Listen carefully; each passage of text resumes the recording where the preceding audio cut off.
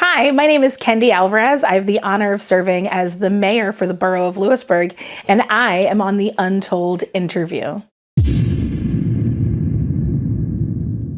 Hey, Mayor Kenda. Hi. Kendy. Kendy. Kendi. Yeah. It's like Wendy with a K. Oh. Yeah. Okay. Where you from? I was born in Trinidad and Tobago. Oh, okay. Yes. Yes. Okay. Now tell us a little bit about your upbringing. Well, I was born in Trinidad. It's a wonderful island nation in the Caribbean. It's one of the southernmost Caribbean islands off the coast of Venezuela. My family, both parents were from there. And so got lots of family that's still there, very much tied to our Caribbean heritage and, love to go back and visit as much as possible, visit family, enjoy the island. There's so much to see and do. Hey, that sounds like a great vacation to me. It is a wonderful place to vacation. It's definitely one of the places that I try to go back to as frequently as I can. Cool. What brought you here? In 1986, somehow my father decided we were going to immigrate to the US. And because he had friends who had ties to this area, this is where we ended up. Awesome. Do you like it? I'm still here. Ah. I mean, I think it's a loaded question. I remind people all the time. I'm a 40-something single woman, who's a woman of color who lives in rural Pennsylvania. There are reasons why I'm here, but it's also that it's not always easy. Right, I agree. Now, when you moved from where you were at, what specific part of Pennsylvania did you come to? We came right to Lewisburg. Oh, okay. Yeah, Okay. I know. Nice. Right here. It's one of those like, where? What? Why? And we'd had family who lived in New York, New Jersey, Canada.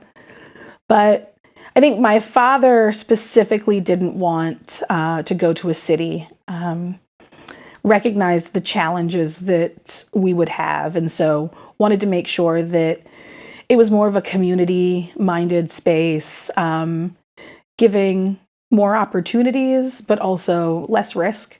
It was the 80s. Living in the city was rough. It was hard. It was hard on people of color. And so he thought that, moving to a more rural space would offer some different opportunities and advantages. Good. Now, did you go to public school? Yeah. Well, once we came here. And I preface it with that because, so I started school when I was like 3 in Trinidad, went to a wonderful private school. And so by the time we moved here, we went to public school, local elementary school. I went to kindergarten for a couple of weeks. And, as a 5-year-old who already knew how to read and write and do math, kindergarten's not the place for you because you come home complaining about how all they do is nap and play games. That sounds pretty cool. I mean, I was hindsight what it is. All I want to do is nap and play games now, but you don't understand, what that is and why that is at that age. You think like, I want the things that I was used to doing. And I think that my parents always like pushed me and challenged me. So going to school and being like, they're not doing anything. I think that was hard for me. So they had me tested, and because, they can't just take your transcripts and go, right. Sure. I think especially in rural communities like ours, there's still a bit of a, when things are handwritten and not digital, but think about the 80s coming from another country. My school transcripts were written and they were like, this doesn't mean anything, this isn't valid until they tested me, and I tested at the 2nd grade level. But my brother was in 2nd grade, so they compromised and put me in 1st. Yeah. Okay. So from public school, you transitioned, was that private school? No, I stayed in public school all the way until I graduated high school. Okay. My parents bought a house the next town over my junior year of high school, so I switched schools my senior year. And for most kids, that's like devastating, all of the things that you look forward to your senior year. I was just looking to be done and leave, so it really didn't matter to me. And I think that it's a testament to my being able to just make friends wherever, that, you know, I can transfer my senior year, and many of those people that I made friends with that senior year of high school, I'm still very good friends with now. Now, compared to when you were in high school versus today's high schools, high school can be a little, a little obstacle. Yeah. I think that it's always challenging. You know, we're talking about some of the formative years for kids, and, you know, their bodies are changing. They've got all sorts of hormones. And yet we still treat them like children. We don't really give them the opportunity to grow and test their boundaries in adequate ways. I think, you know, we have a real puritanical kind of viewpoint of things, you know, like, don't do these things. This is the box that you are in. When the reality is that if we don't create a buffer for them to navigate into adulthood, they then end up adults who are constantly fighting against, you know, the rules, or not able to adequately, you know, manage and navigate society. I agree. So in high school, what are some of the things that, you know, some of the programs you attended, you participated in? Well, I didn't do a whole lot in high school because I started working after school. So, I mean, I was on the track team, but like, I didn't run. I mean, I was skinny then, but I still didn't run. You know, there's got to be something chasing me, and I was, you know, no. But in middle school, what's funny is in middle school, I learned to be a little bit of an activist. And so it was 7th grade. They made the decision that boys could play girls field hockey because there wasn't a boys field hockey team. So I said, well, if boys could play girl sports, girls could play boy sports. So I tried out for the wrestling team. So myself and 2 other friends, we tried out for the team. We made the team. Now, mind you, before we could even like try out for the team, we had to go to the school board. Everybody was fighting us. But, you know, Title IX, what Title IX is, the law is the law. How did the guys feel? I mean, I got my ass whooped every day in practice after school. You know, these are boys who were supposed to be my friends, but I'm pretty sure just really enjoyed the opportunity to kick my ass. And so it was like 3 weeks of practice before our first meet. Our first meet was against Selinsgrove Middle School. And so, you know, we show up at school, you ride the bus up. I had to go into the bathroom to change because, like, you know, everybody else is, you know, wherever. And so I've got like a t-shirt underneath my singlet, you know. I'm in like the low weight class because, you know, I'm tiny. It's middle school. So I probably weighed like 90 something pounds, dripping wet. So I'm one of the first wrestlers because they start off at the lower weight classes and then go up, you know. So I'm there, ready to go out. And it's all like, I do not remember all of it. It is literally a blur. Like, I don't remember all of the details. But I pinned my opponent. So not only did I win, it wasn't that I won by points. Like, I kicked this boy's ass in 7th grade. And like, yeah, so like, I was like, okay, great. I get home thinking like, I'm excited. You know, my coach was happy. Everybody was like shocked, but also really happy. I get home. My dad's like, you proved your point. You're done. And so this is like early 90s. So if you think like of the trajectory of women's wrestling, I was like, I could have been the one.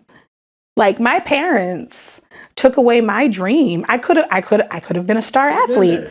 You know, like, I could have been on WWE. Like, all of these things that could have happened from my 7th grade.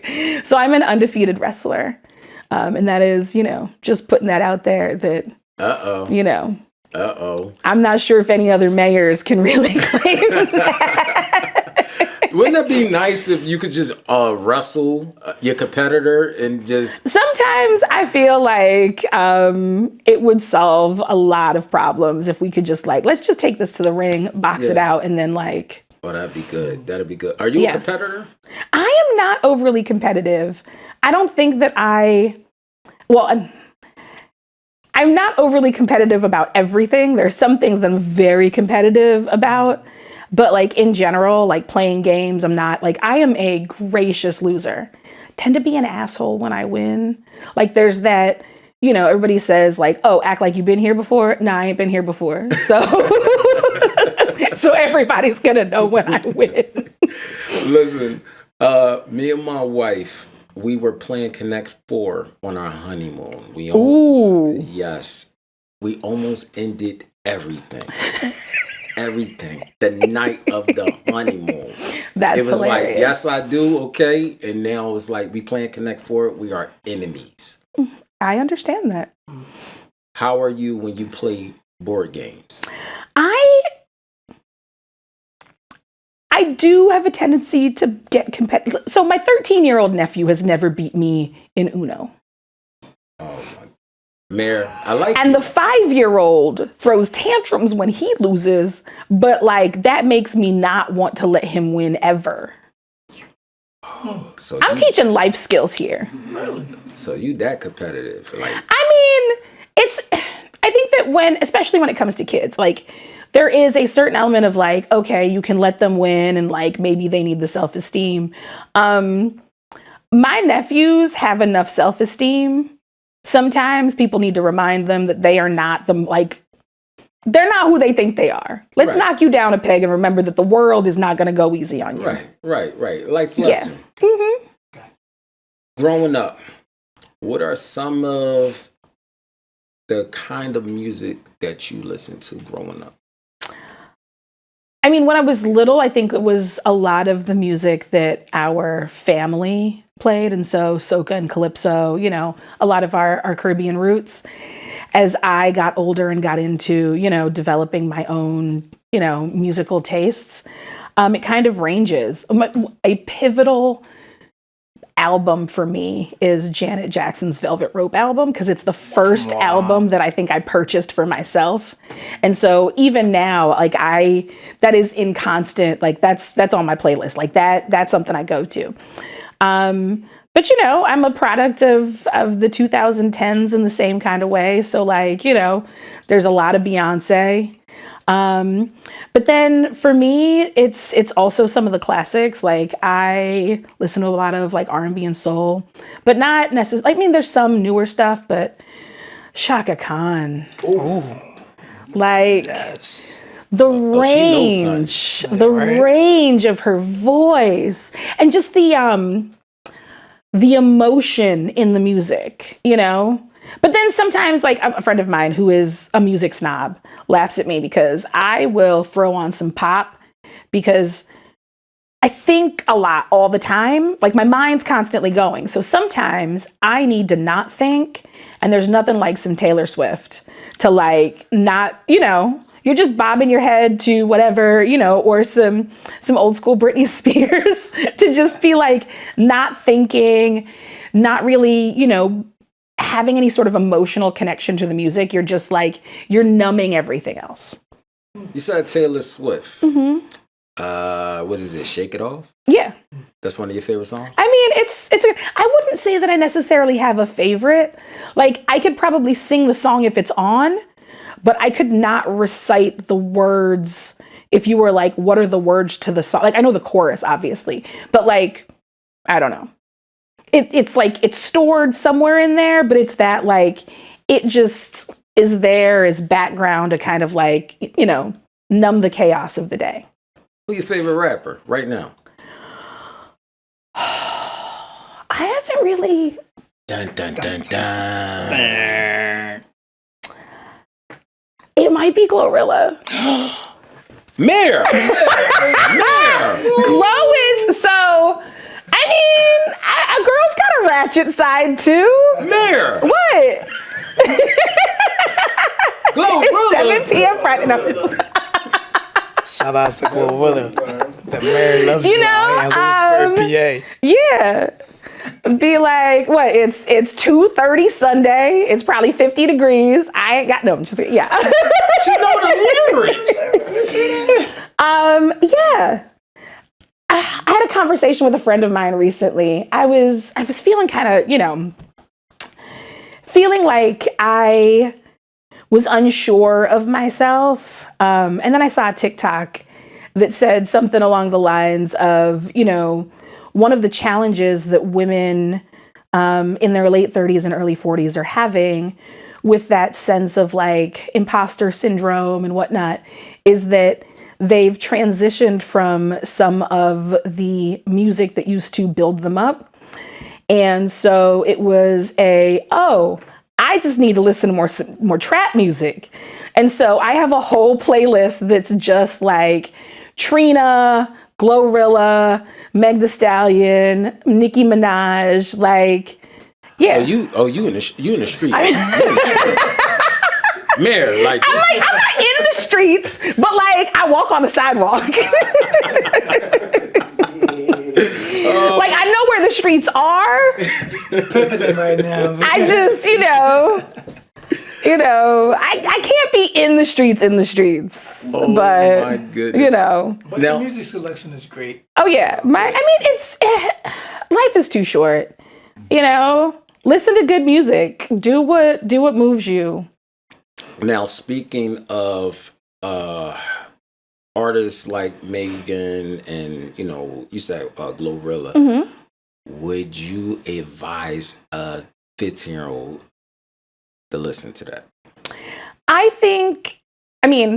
don't have children, and I recognize that while I am in a position that people often look at as, a role model, I also feel like every person is different. And, there are 15-year-olds who have the emotional and psychological capacity to listen to that music, understand the lyrics, but know that like it is a representation of a lifestyle that is not similar to theirs. And then I think that there are 15-year-olds who are not prepared for that.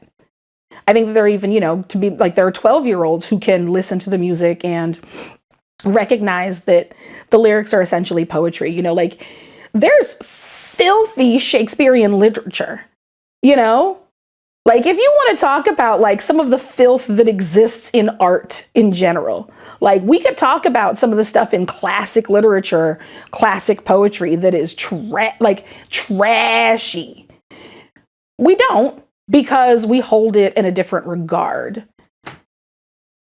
So I would say that like it depends entirely on what that person is capable of, understanding and kind of like navigating through.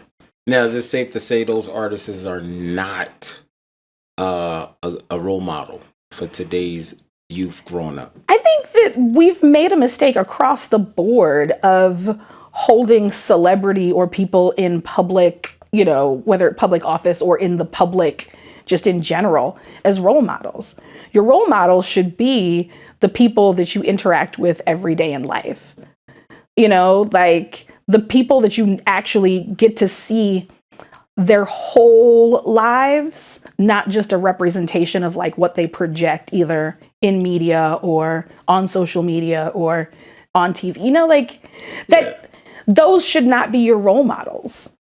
If those are the people that you're looking up to, like there is a lack of substance within your own life.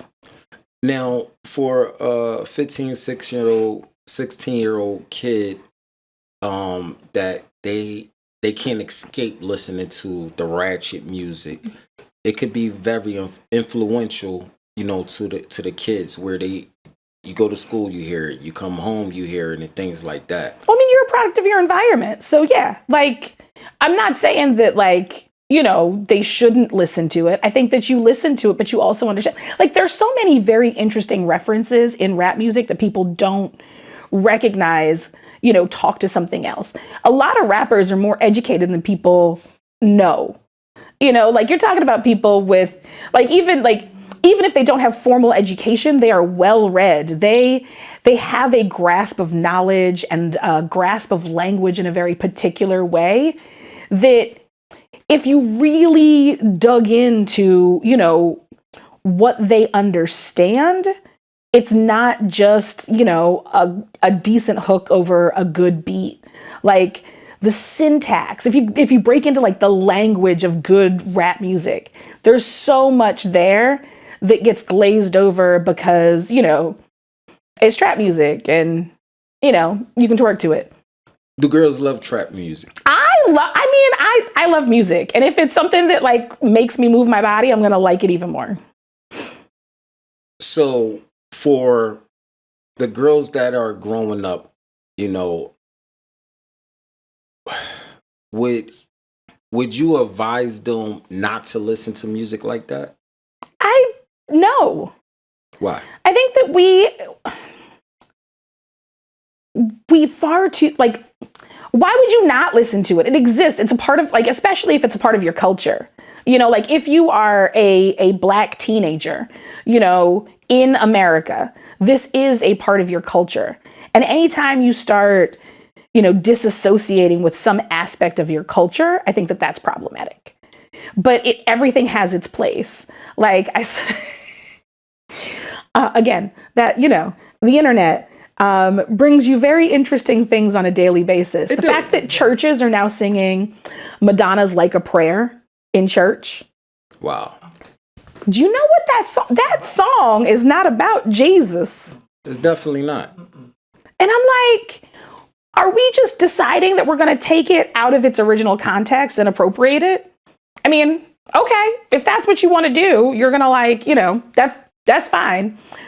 But I think that, you have to recognize what the content, like, what things are created for. And a lot of music in Black cultures, and I think that's across the diaspora, it's about a celebration. It's about reflection, but it's also storytelling. And so much of trap music, tells a very particular story about a particular experience. And so there's a place for it in the grand scheme of things. Now, what do you say for artists like Cardi B that said,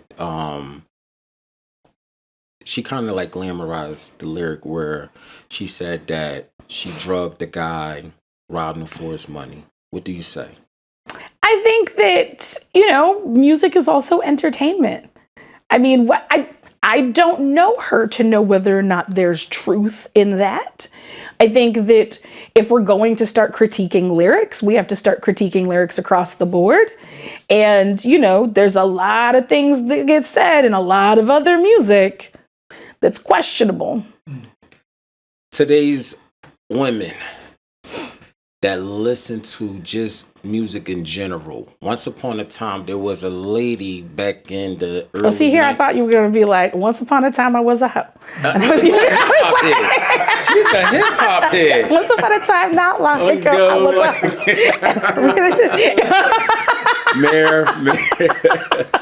Sorry, wow. It just comes out. So, I'm not going to say it. I'm just throwing the interview completely off here with reciting lyrics. There was a lady she was an activist. Her name was Dolores Tucker. And she was going against rap lyrics that, the males calling women out their names, exploiting them. And now you see artists like the Sexy Reds, the Megans, they're cool with, exploiting themselves. And a lot of them are cool. Are they exploiting themselves, though? Or are they capitalizing on the exploitation of sex? That's very interesting. I think that what you have to recognize is that there was a particular power dynamic that has existed both in this country, but also in the music industry that is different. And so if it's, in the 1970s, women could not get their own bank accounts. So like we talk about the history of like Ike and Tina and all of that. And a lot of that power that Ike had was specifically based on a structure of power that existed in this country. So you have to have that context when you're talking about, the ways in which women are reflected in music and also how they represent themselves in music. I think it's a certain taking back of that power in the Megans, the Sexy Reds, the Glorillas. I think there is this, I'm not going to allow you to exploit me. I am choosing to display my sexuality and my sensuality in a very particular way. And there's a long history for it in music. Now, I agree they are capitalizing off of it. They're making a ton of money. But are they capitalizing it at our children's expense? I mean, they don't have to buy it. Like, the nature of capitalism is that money talks. If it didn't sell, it wouldn't sell. So, are women looking for love today? I would like to think that everybody's looking for love and looking for connection, especially post-pandemic. Like, we've had such a disconnection from other people.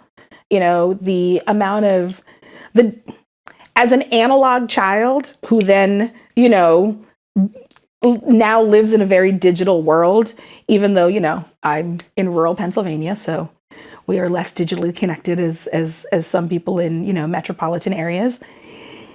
The reality is that we spend more time looking at a screen and there's less of this. And so, we're seeking out connection in a way that in any way that we can, we're looking for something. And that's hard. It's hard because we're overstimulated with the amount of information and like a 24-hour news cycle. There's so much being thrown at us all the time. Like, everybody's overstimulated. And then it makes it really hard to then just sit and have a conversation with somebody. Is it still a man's world?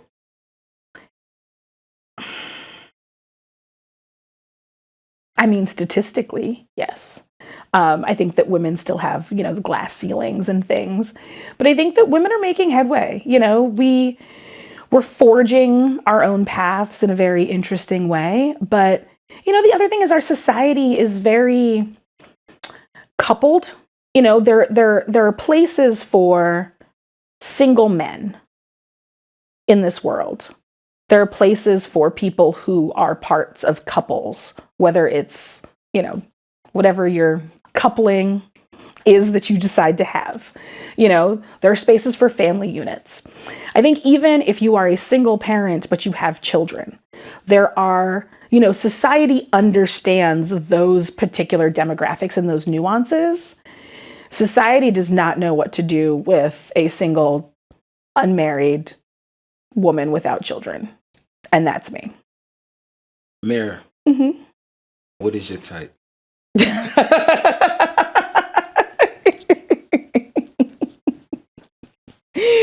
I'm looking for a man with finance. What's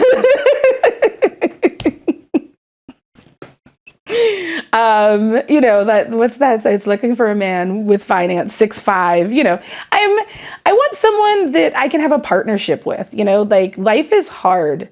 I want someone to be my peace. I want to be able to come home and have a conversation and talk about my day without it being like, let me just, complain about all of the things that went wrong. Like, I want someone that I can look forward to telling about whatever it is that's happening in my life. You being the mayor of this wonderful city, what's the dating like for you? Are they intimidated by your status? I mean, I wouldn't think so, but it's also like, it's central Pennsylvania. It's a very rural community. A lot of people don't look like me. And so, it doesn't leave a whole lot available within my preferred dating pool.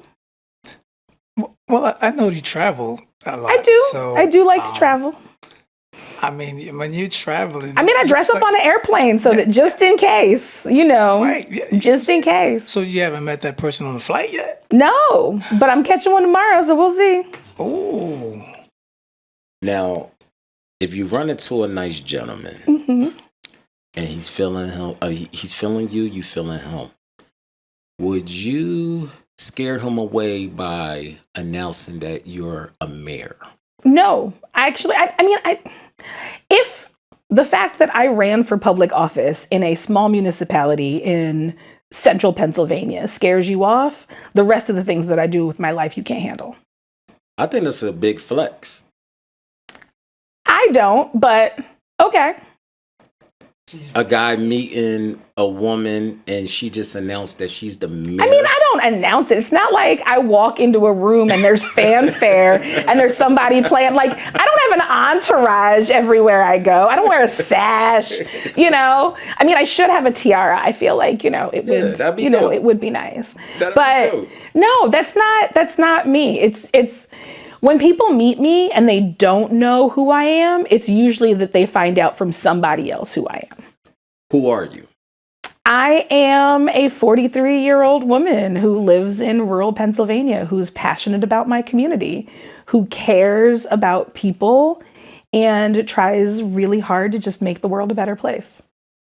That's good that you said your age. Mm-hmm. Most women don't. I earned every one of these gray hairs. I wear it like a badge of honor. I think that we shy away from talking about our age in a way that, makes us feel shame about the years that we have earned. I'm at level 43. What level are you on? But I think that it's also that people feel like, we live in a world that there's so much comparison. There's the 30 under 30s and the 40 under 40s. And, some people don't peak until 60. Like, I know people who've gotten their PhDs at 60. They're really successful people didn't find their niche in life until well into their 40s. So why do we make it seem like you have to be super successful or like meet other people's benchmarks? Like, I agree. I agree. So let's go to an accomplishment that you were sworn in. Am I correct? Mm-hmm. When you got the news, what was going through your head mentally? Were you excited? Were you?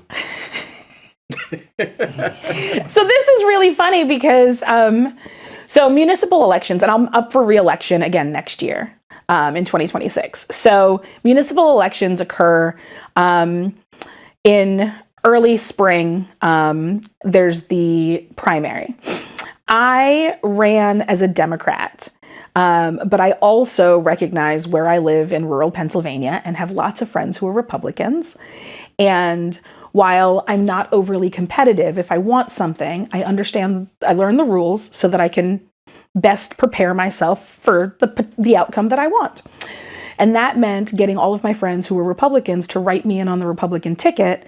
So I ended up winning the Democrat and the Republican nomination. Now, someone was running against me as a Democrat, but I did this so that even if they won the nomination, I would win as a Republican and still end up on the ticket for the general election. And so by the time I won in the general in November, I already knew. I was the only one on the ballot. So, from May to November, I just knew that I was going to be the person. So, wasn't surprised.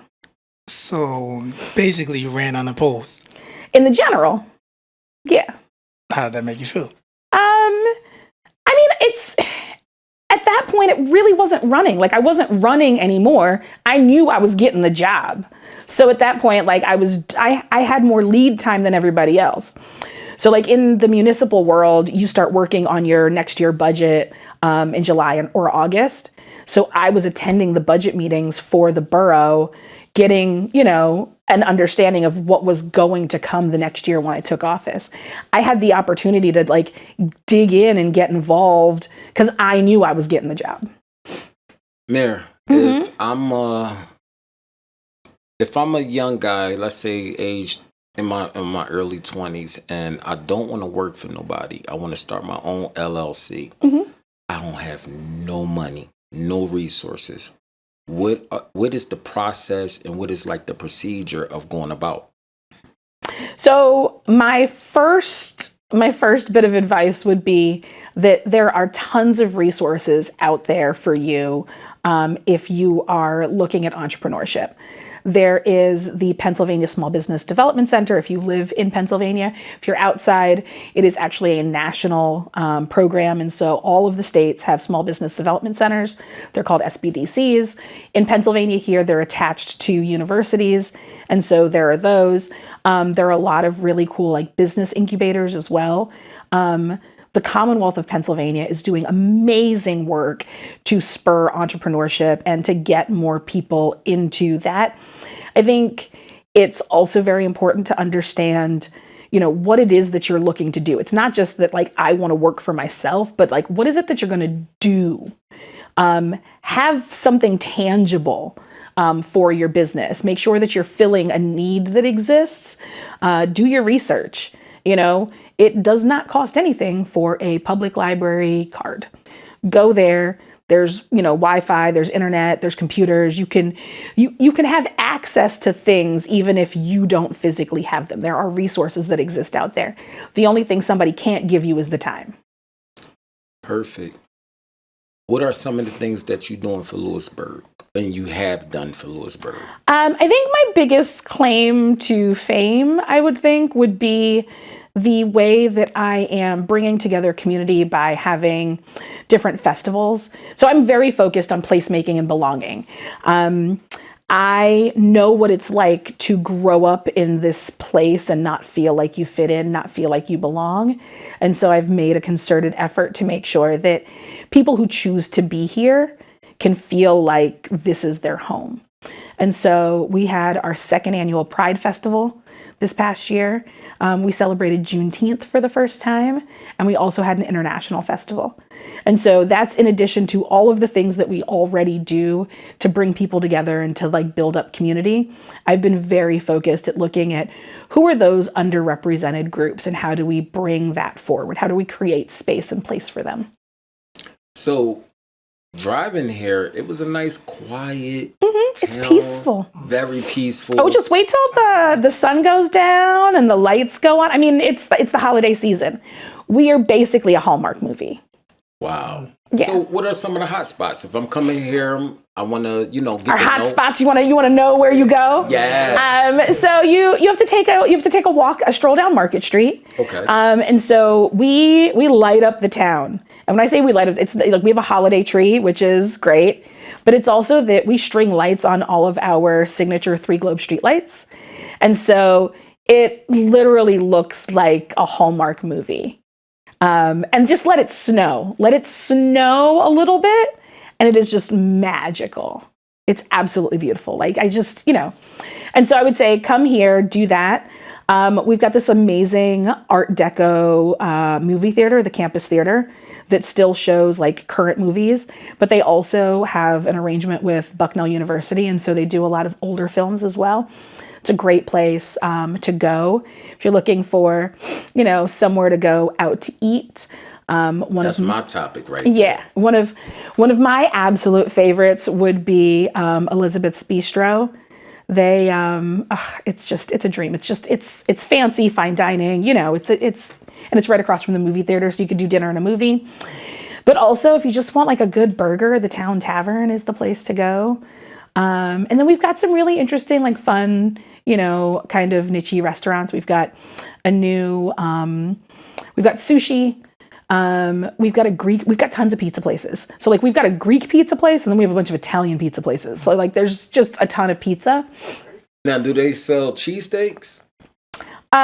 Yes, you can get a cheesesteak at any one of the like bars. So like across the street from another, we've got the Bull Run and the Town Tavern, so you can get a cheese. But it's not like a Philly cheese. Like it's like don't you come here? Don't you come from Philly and try to get a cheesesteak here? Like no. I am judging. No, don't you do that? Don't you do that? Don't do it. Don't do it to yourself and don't do it to me because then you'll leave a Yelp review and be all mad and it's not our our fault. I'm gonna say, listen, Mayor, she told me to come here, and it was terrible. No, go get a burger. Get a burger. You know, go Okay. get a you get a good yeah, you get a good burger. But no, it's that we've got some really, and what I love most about our small businesses is that all of our business owners are active and engaged and involved in their downtown businesses. And so it's this kind of thing where you'll you'll see the owners, you know, you'll go in for lunch or dinner and they're there. And if they're short staffed, they're jumping in and helping out. Like the way small businesses rally, not just in the downtown in Lewisburg, but also just in this region, it's very, very important. And I will give a plug, 60 cents of every dollar that's spent in a small business is reinvested into its community. Wow, that's why wonderful. It's important to support small business. Now, besides doing interviews for Untold, I am also a film director. So if I'm a guy that's out of town, let's say Philadelphia, and I wanted to shoot a film here, how do I go about? The easiest way would be to contact the Department of Community and Economic Development in Harrisburg. DCED has a film office because they've got really good tax credits available for people who want to film in Pennsylvania. I believe as long as 60% of the production happens here, you're eligible for tax credits. And so, reach out to them. Didn't know that. I'm a wealth of useless information until it's useful. So you saying that you're about to run again? Yes. What happened if you don't get back into office? I'm going to annoy everyone as a private citizen who knows far too much about how things actually work and how they should work. And I'm going to feel really badly for them. So it's in everyone's best interest to just reelect me. So let me ask you something. I'm gonna get to we went through the hot spots that's out here. Is there any crime? It's just quiet. There's crime everywhere. So in addition to being mayor, I serve on our police commission. And so, every month we have these reports that indicate, there's crime everywhere. One of the biggest problems that we have in rural communities is that, there is a lot more drug use than we talk about. We are making a concerted effort to make sure that, naloxone is out there and available. All of our EMTs, EMS, police carry it. I even know in the prison, everyone in the Bureau of Prisons currently carries it, and as well as it being in several places there. A friend of mine works for Bucknell University, and they do a lot of student training on how to administer and make sure that it's administered correctly. And so there's this assumption that, this is a wealthy community, and so there isn't crime, and, everybody, and while, it's quiet, it's a quiet kind of bedroom community. You don't have what people would consider a lot of crime, but there is crime. It's also that we don't focus entirely on that. If all we talked about was the crime that existed here, you wouldn't talk about anything else. Great.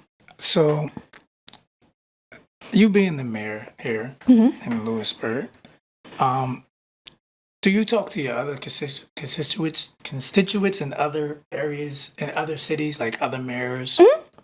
So I actually very frequently speak with several mayors throughout the Commonwealth. So I sit on the Pennsylvania Municipal League Board. And so a bunch of mayors from across the state. Many of them are more important mayors. So there are two different kinds of, the Commonwealth structure is very complicated depending on the type of municipality that you're in. And so I exist in what's called a weak mayor structure, in that council votes. I don't have a vote unless there's a tie. In other municipalities, the mayor and council will vote. They will all vote. And so that's considered a strong mayor structure.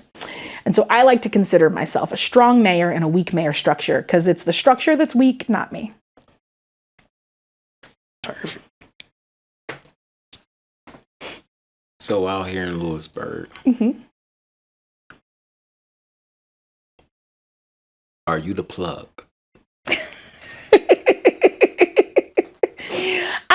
I'd like to think that I am very much a resource for a lot of people when it comes to, what it is that they want to do. But I think that that's my job. My job is to have some knowledge of what's going on and being able to make connections. That's kind of how I ended up in this role, was that I moved back in 2013. I started getting involved, and the more involved I got, the more that I saw needed to be done. And so I just kept, digging deeper and digging deeper until, if I really wanted to impact change, it meant that I had to run for office. So, being as though that you are in the office, what are certain things that you would like to bring to Lewisburg that's not here? There are lots of things. I think that we need to start planning for our future in a real impactful way. So I'm currently working with a bunch of different organizations, kind of looking at a regional level on doing more that collaborates rather than existing in silos or echo chambers. And so, when we talk about some of these complex problems that we face, you can't address it from one angle only. And so, going back to crime and, drug use, you can't address that by only putting people in jail and locking them up. That's a solution that has been tried and has not worked. So I like to say that we have to get communities to think differently, but we have to get them to think differently, because you can't use the same solutions for the same problems if it's not working. You have to start looking at the problems a different way. And so as we look at, workforce development and the fact that, we've got an aging population and we can't retain our young people because they leave here and go to the city because for well over 30 years, we've told them there's nothing for you here, so go away. Like, why do rural communities do that? Why not build something here that would encourage them to stay? But that is a shift that, we weren't prepared for. And now we're facing the brunt of it, where we've got, they like to call it the brain drain. But really, it's not just the brain. It's not just that you're losing kids going off to college. You're just losing physical bodies of people age 18 to 33. Man, recently we had an election. Mm-hmm. It was... This is where we get juicy. What you? Mm-hmm. It was very, very impactful, to America. Mm-hmm. You had one side that didn't like another side, and you had another side that didn't like the other side. Where did you, or did you just have two sides of the same coin? Could be, but it really impacted the households.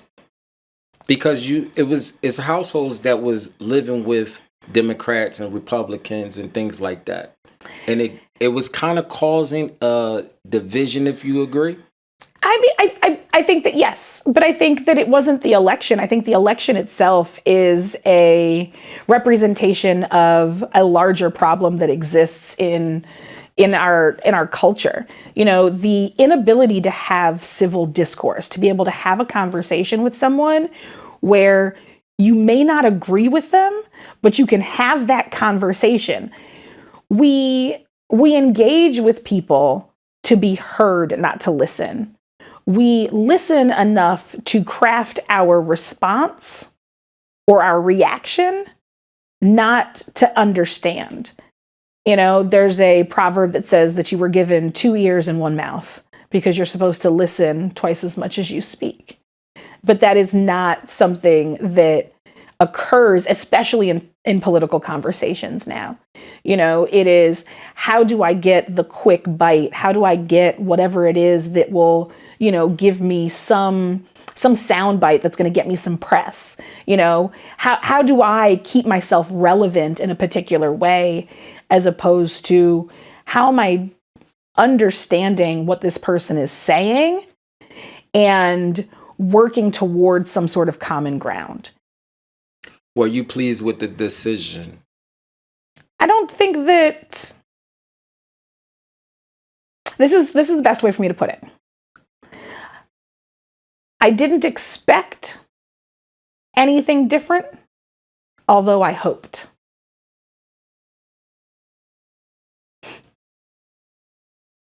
How do you feel about abortion? I think that it's always funny that this question comes up around elections. And I'll give you the context as to why and then answer.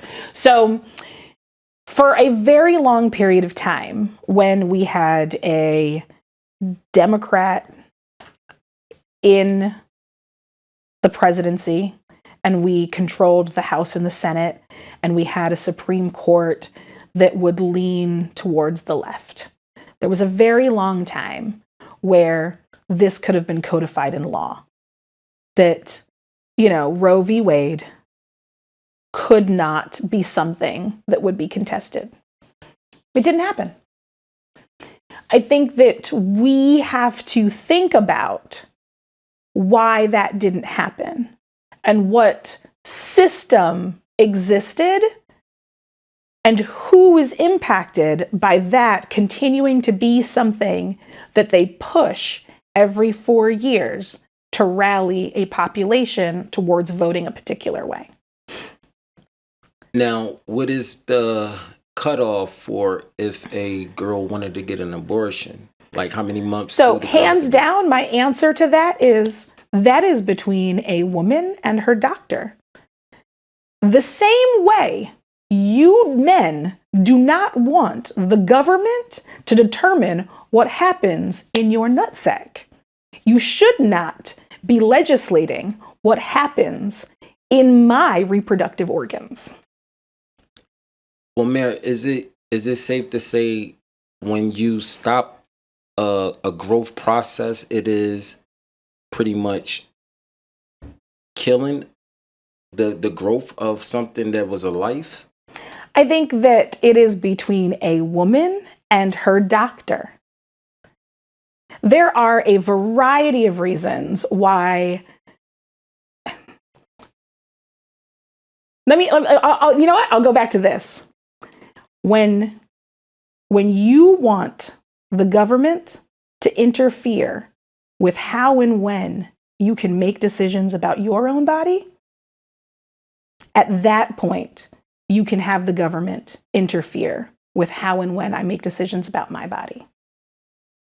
Like, the reality is, any woman who has experienced what it is to be pregnant and lose a child knows that that is not a decision that anyone would take lightly.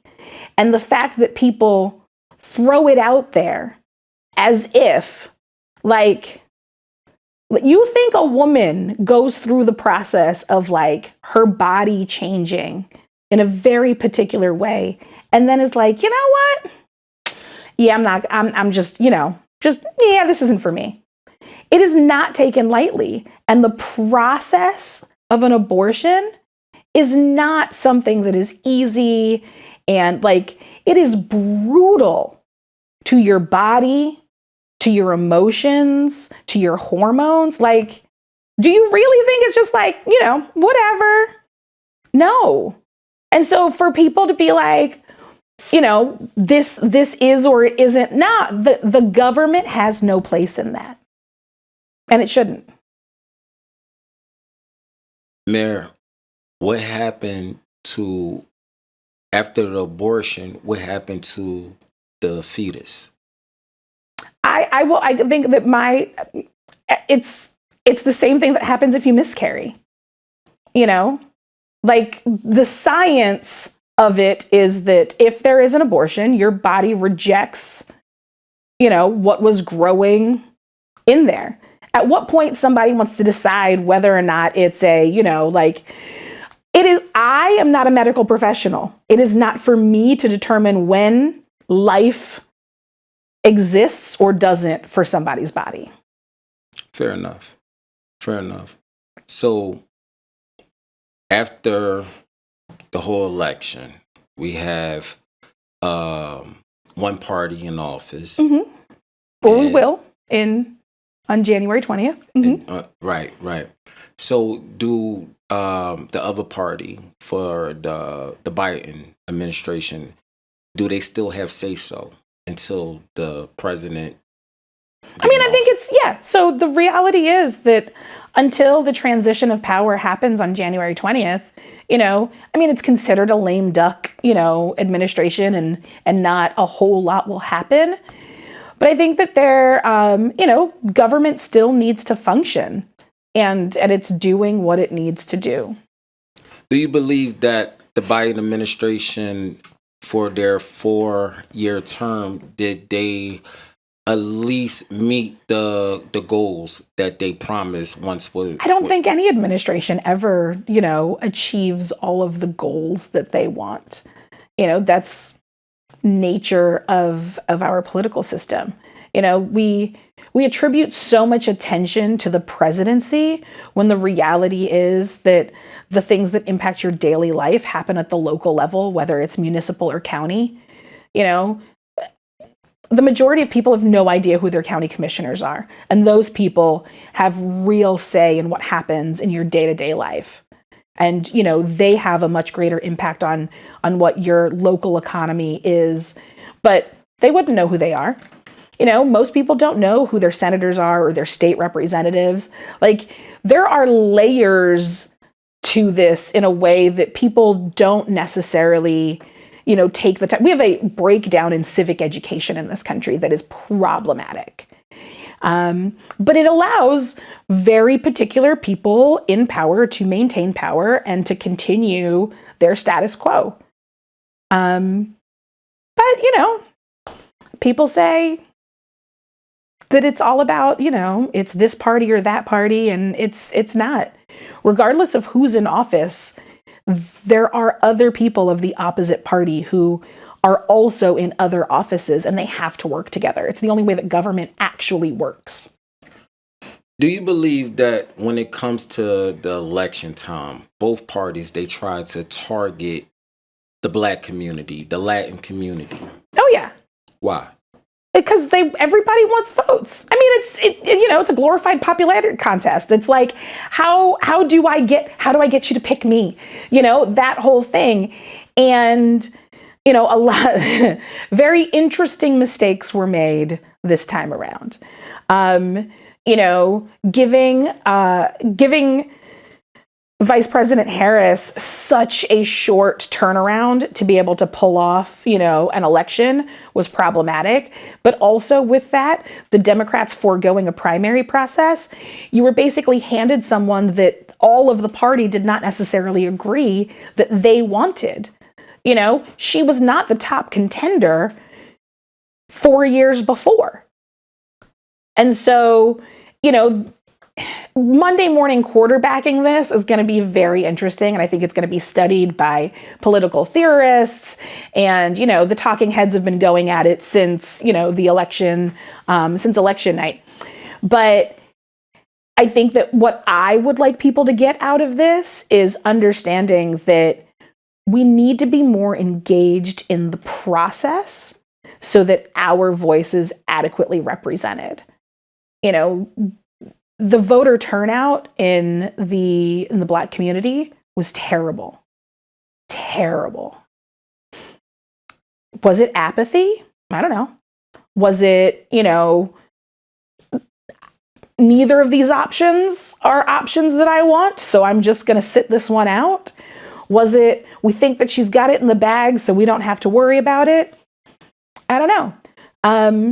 But I think that if Black and brown people represented or showed up when it came to elections in the same way that they show up in other ways, like with their money, on the things that we spend on the very particular like brands that we attribute to. If we showed up in the same way every year when there's an election, I think this country could look different. Mayor, have you heard of a public figure by the name of Candace Owens? Yes. What's your take on her, just as the public figure? I mean, I don't know her personally. I think that she has figured out how to make things work for her. And it's important to recognize that, we live in a world that has very particular systems, and you need to learn to navigate within those systems. You can't always, if all you're doing is bashing your head against the wall trying to fight the system, that's all you're going to do. You're just going to end up with a headache. You'll have a concussion. If you take the time to understand how the system works, how to navigate through the system, and how to make the system work for you, but also not entirely just self-serving, but more along the lines of, this is how it works for me. And before I take a step through a door, I want to make sure that I'm holding that door open for somebody else to walk through. Now, you spoke of a system. What is that system, and who do that system work for? I think the system is everything around us, whether it's education, jobs, the social services. I think everything around us is a system. We don't necessarily have all of the tools that other people have when it comes to understanding the system and navigating the system and being able to figure out what they can and can't do. So I think it's important that we take the time to understand that so that we can better position ourselves. Now, let's get to the holidays. We just got past Thanksgiving. Mm-hmm. Did you cook? I did not have to cook this year. What? I know. Oh. It was wonderful. I think I made 4 stops. Yeah. That's the normal. That's the normal. I just, for the first time, I didn't have to cook a thing. So I got dressed, I looked cute, and then I just went around to eat food. So when you do cook for Thanksgiving, what is your signature dish? I don't have a signature dish. I think my sister would probably say that my signature is doing all of the dishes. Leave me out of it. Yeah,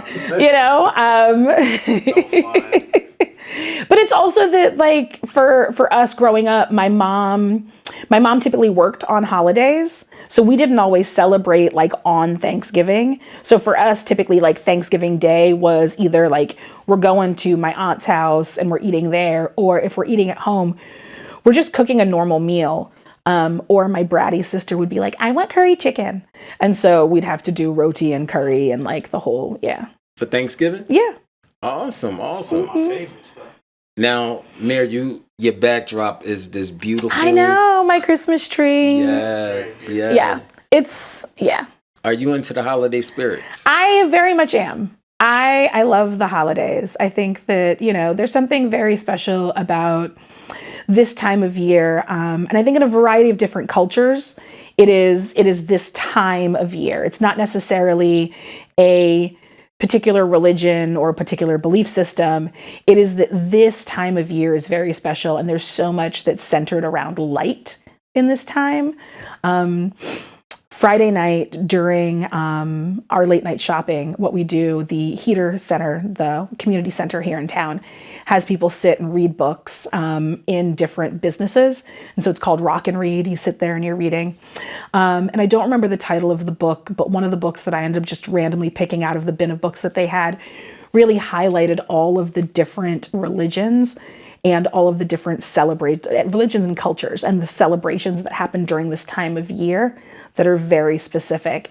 And so it was really nice to read that and reflect on, it's not just about one particular type of religion or holiday. It's this expanse across cultures, and that we all share that during this time of year. Now, do you like snow for Christmas or?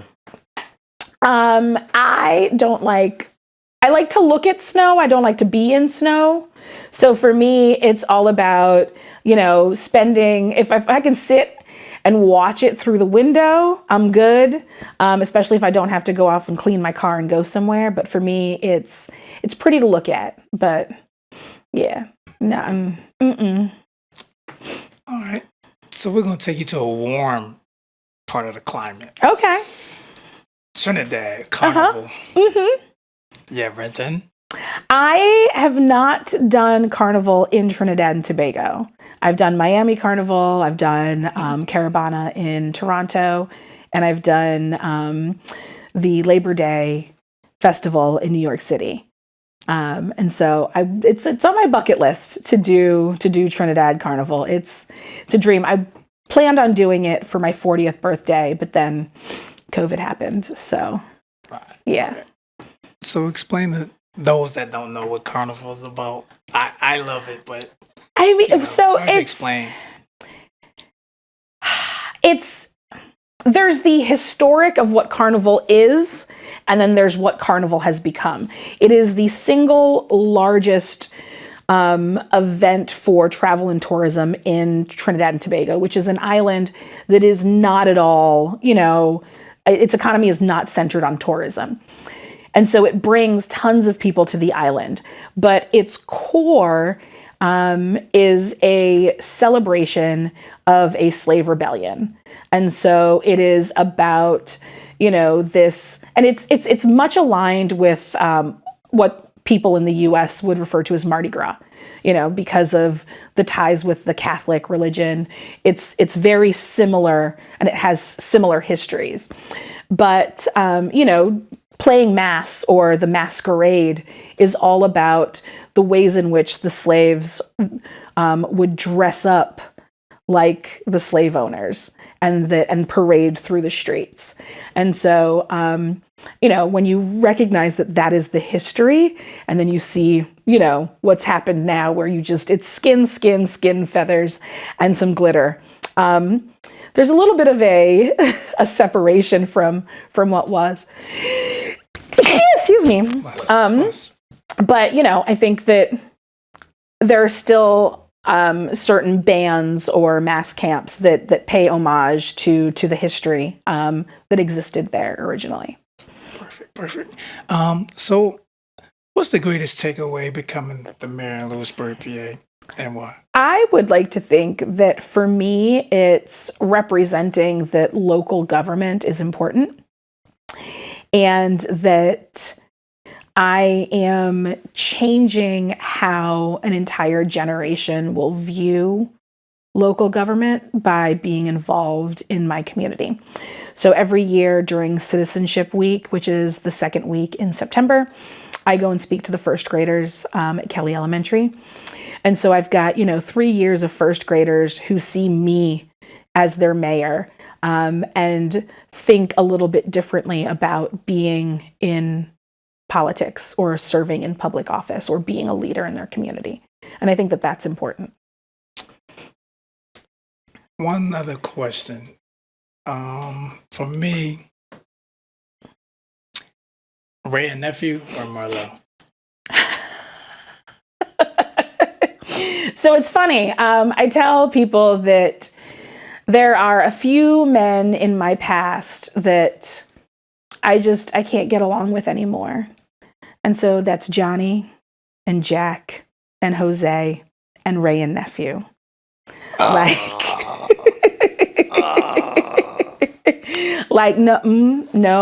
No, we just, we've had some bad interactions in the past. So, yeah. So I guess we'll take Merlot for the win. Yeah. A red wine's never done me wrong. Red wine. Mayor, when the weight of the world is on your shoulder, who do you talk to? How do you cope? I think it's important to have friends that keep you grounded. People who, I could be dealing with something, really stressful that's going on at work, and someone who will, know that that's going on and check in and be like, "You okay? Did you eat? Did you take a nap today? Like, I know it's going to be a late night." And so having that in your life, the people that'll like, keep you balanced and remind you that you are human, and that, you might think that you're able to do a whole lot, but, they check in and keep you going. That's important. What do you think about this Drake and Kendrick Lamar stuff?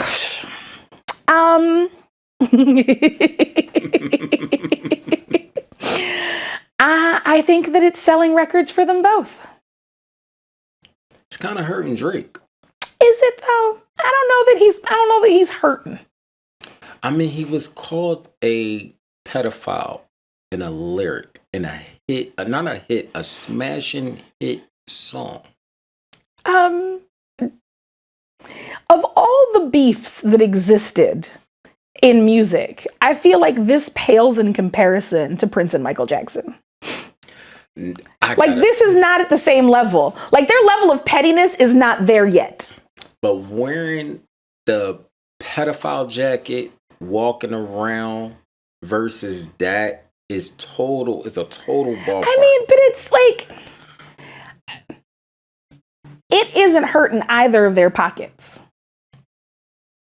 Well, Drake is suing them. Again, you have to have money to sue somebody. Like, it's not hurting either of their pockets. They're fine. Who you got, Mir? I am staying out of that. Because if somebody wants to send me tickets to a concert,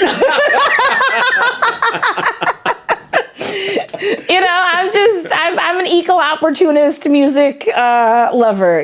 Like, I think sometimes like beef in music especially in hip hop, like, it's good for the culture. It's good for music.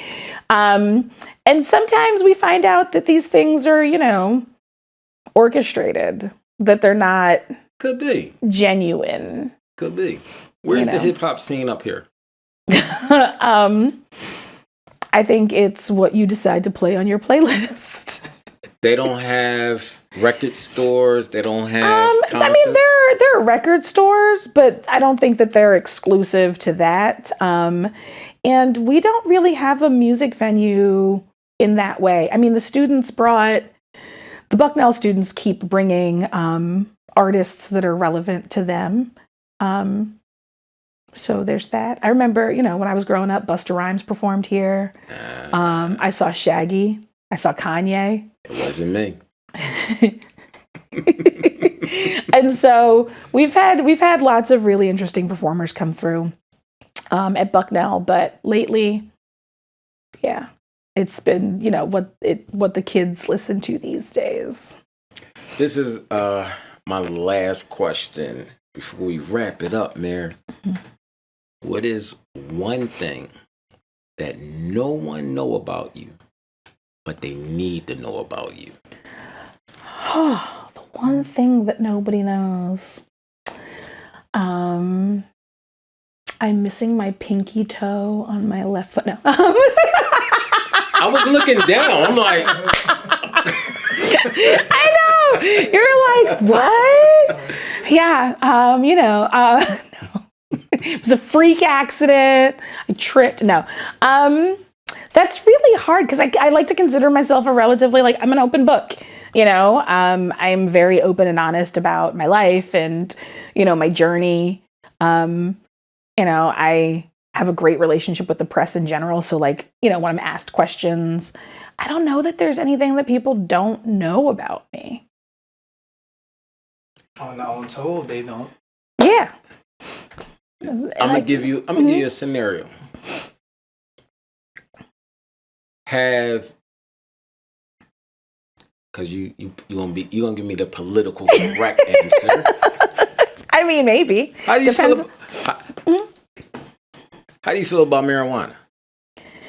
I think that it is problematic to be criminalized in the way that it is.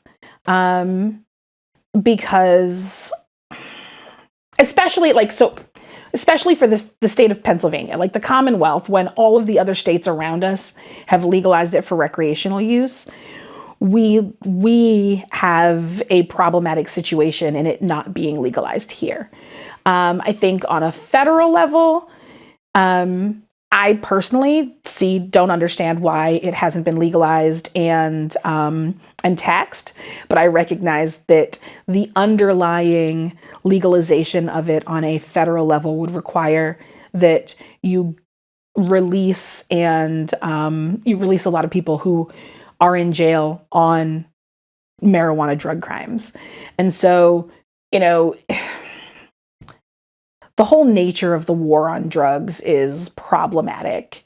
And, the damage that's done in our society by prescription drugs and opioids is far worse than what has happened with marijuana. But, it's about being able to regulate something in a way that we can't. It's just like there are lots of complex issues when you think about it from, living in a rural community. For us particularly, when you look at, agriculture and the potential shifts to marijuana, what does that look like? I have friends who work at a growing facility out here. There is an entire economy that can be built up around it. It's just, are we going to do that? My last question is this, because you want to answer the untold. Why do women wear makeup, weave, and everything? I mean, I don't know so I can't speak for other women. My philosophy is we are not a monolith, so I try not to speak for other people. I think that for throughout history, people have, experienced adornment in a variety of different ways. It is about finding what feels good for you and working with that. And that could be, fake eyelashes that, blow in the wind, or, or somebody doing a wig or a weave, or, or makeup. I think that there are a variety of different ways that we adorn ourselves. My earrings, they're an adornment. All jewelry, it's an adornment. I think you do what makes you feel good, that makes you feel comfortable. And, Well, I mean, do you feel like a man wouldn't look at you if you didn't groom yourself like that? I mean, I think if somebody is unkempt in general, that, people don't necessarily take them seriously. We live in a society that works with people in a very particular way. We see people in very particular ways. I know that I am viewed differently with my hair straight than with my hair curly. I am viewed differently if I am dressed professionally or if I'm dressed casually. If I'm running from the gym to a meeting, if somebody doesn't know who I am, they're going to interact with me differently than if I had the time to get fully dressed and go. Speaking of fully dressed, do you have a seal the deal outfit? No. I have how many layers do I have to wear? Does this require a bra? That's, I'm like, some elected official more important than me is going to be there. Okay, so I do have to wear a bra. Got it. Okay. It's that sort of thing. If it requires heels, somebody much more important than me better be there. Jay-Z might be there. I mean, it's questionable as to whether or not we would consider him more important. Is he richer? Yeah. Is he more important? I don't know. You don't like Jay-Z? It's not that I don't like him. I'm just saying, why does he scale higher on the level of importance? He is not, the pinnacle for me. They had a question about last year. $500,000 or a date with Jay-Z? A dinner with Jay-Z, I'm sorry. See, yes, I think that question's very interesting because for me, is that tax-free dollars? Like, is it $500,000 after taxes? Is it before taxes? It's just $500. $500,000? Yeah, but like, is it cash? Are they unmarked bills? You moving the goalposts. You know, like, no, these questions need to be answered because that $500,000, if it's taxed, is it taxed as a bonus or a gift? Because then that determines like how much money I'm really getting. And so the value of the cash is determined by a bunch of other factors that aren't being considered. Well, Jay-Z said to answer that question for those that was trying to answer that question, he said, I would take the money because you can go and cop my other albums and hear everything that I done worked hard up to now. What do you think? Well, I think that, dinner with a person, like, is it a one-on-one dinner? Is he willing to have an honest conversation with you? Because the reality is you can ask, like, that conversation could be worth millions, billions. But it's also that, like, without going into it, understanding the parameters of the conversation, like, I got follow-up questions that need to be addressed before I can make that decision. If I committed a crime, can I run for mayor? If you are not convicted of a felony, you can run for public office in Pennsylvania. Once you are convicted of a felony, you are not entitled to serve in public office in the state of Pennsylvania.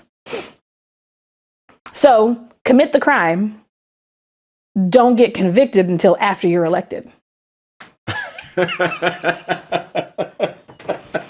It's about understanding the system and learning how to navigate. It is. I mean, you're going to get elected, but then you're also not going to be able to serve because you'll get kicked out of office.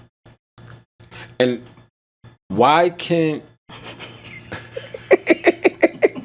Know the rules of engagement. Do you study the 48 Laws of Power? No. Have you ever read that book? No. There are far too many books. So I'm currently in a fellowship that requires that I read a book every 6 weeks.